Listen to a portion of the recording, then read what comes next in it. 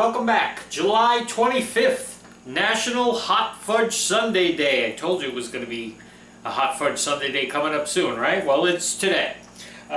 So what to do for the show? We've been making so much ice cream lately with the ice cream machine, with the non-ice cream machine, and we have a nice amount of our no-churn vanilla ice cream left, which is what we're going to use today. So we're not making any ice cream today, but we are going to make some homemade hot fudge sauce. I've never made homemade hot fudge sauce. I usually just buy either the store-bought, the squeeze bottle or the little jar or something. There's a couple different brands of hot fudge sauce you can buy, and they're pretty spot on from the ones you get at DQ. If you get a hot fudge sundae at Dairy Queen or something, that hot fudge that they use, the one you buy in the store is pretty spot on. So, can you recreate that at home?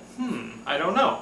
Well, in my research, I find that when you see someone who kind of almost challenges you by saying, this is the only hot fudge you'll ever need, this is the greatest hot fudge sauce in the world, it's almost like daring me, like, really? Well, now, you're on. I'm going to make it. And it better be just as good. You know, they claim it's as good as the jar in the store, in this one you get in the store, or whatever. Okay, I've eaten that enough times, I know exactly what that tastes like, so yours better taste just like that if you're going to claim this to be. Otherwise, I'm going on and leaving some nasty comments. No, I don't leave nasty comments, I just move on to the next recipe. But anyway, here's what you need for today. Let's get started on this one, make some hot fudge, because I'm dying to have a hot fudge sundae. I haven't had one in a while, and I'm hoping this is a good one. Alrighty, be right back.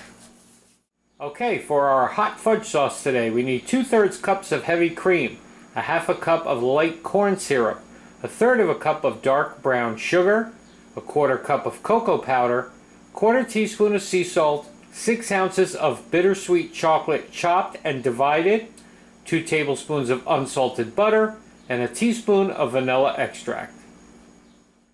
Alrighty, so let's get started. I have a whisk and a spatula ready because I'm not sure which one I'm going to need for this. It didn't specify, it just says what to do with the stuff, but not what to do on how to mix it. So I'm going to take my heavy cream into my sauce pot here, 2-quart sauce pot. I'm going to go with a medium, about a medium heat, okay. I'm going to put my corn syrup in there. Okay, get that all in there. Then I'm going to add my brown sugar. Always break that up because you pack it into that cup, so you want to make sure that it's nice and broken up so it mixes in here. Okay, then I'm going to add my cocoa powder.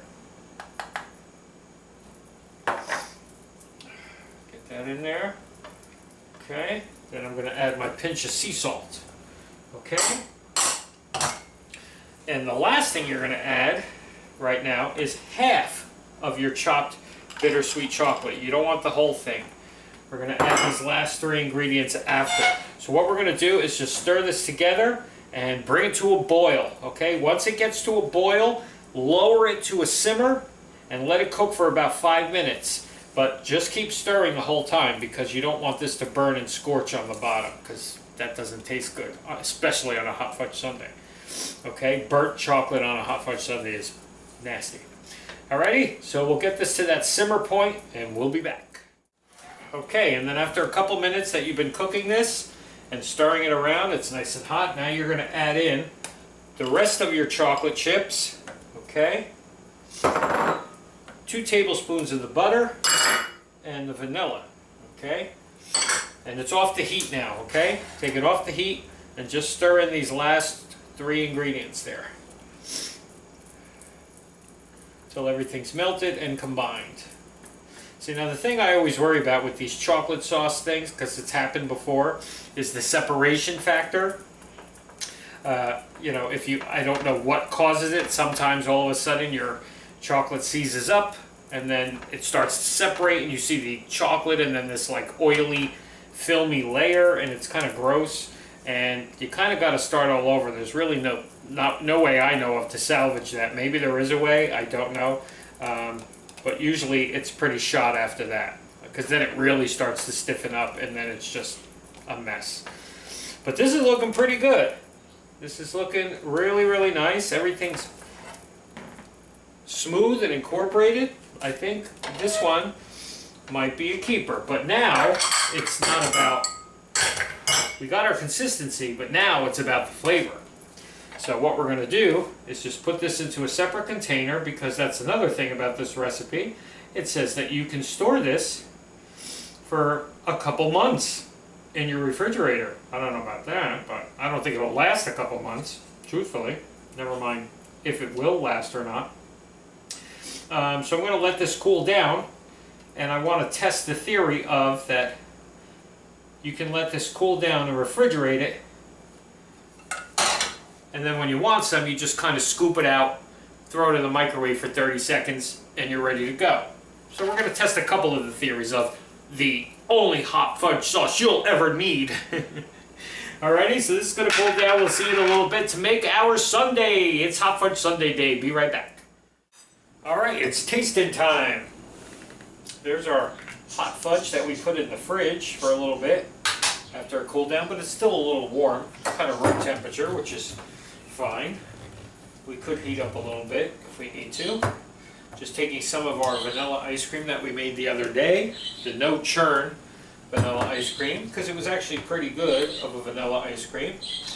Okay, so once you have your little, I'm making a small sundae here, I'm not making a huge one.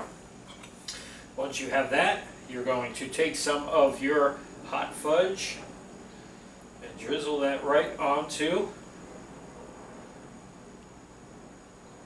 your ice cream.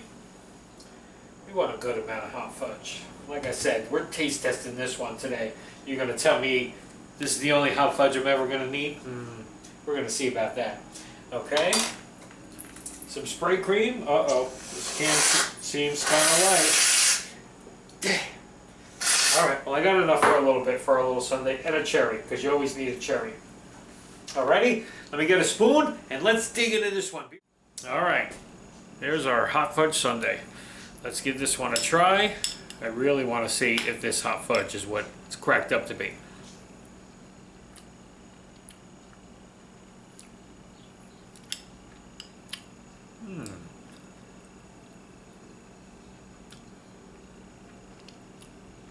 It's really, really, really close. It just has that slight bit of bitterness on the finish of it from the bittersweet chocolate we used. Maybe if we used a different chocolate next time, maybe a semi-sweet rather than a bittersweet. It's really good. And like I said, it's really close to what you get in the store, the Dairy Queen. Really close. But I just taste this little subtle difference. I know my hot fudge. This is a really good hot fudge, but it's not perfect. Alrighty, Hot Fudge Sundae Day today, everybody. Oh, my cherry. Don't want my cherry to get away. Hot Fudge Sundae Day. Get out there and get one. Just go to the ice cream place or places. They have lots of them there, or you can go buy all the stuff, or you can make your own hot fudge like we do. And now we got some backup for a little while. So if you want to, if you feel like a hot fudge sundae, you're all ready to go. Alrighty? See you tomorrow, everybody. I think it's a milkshake.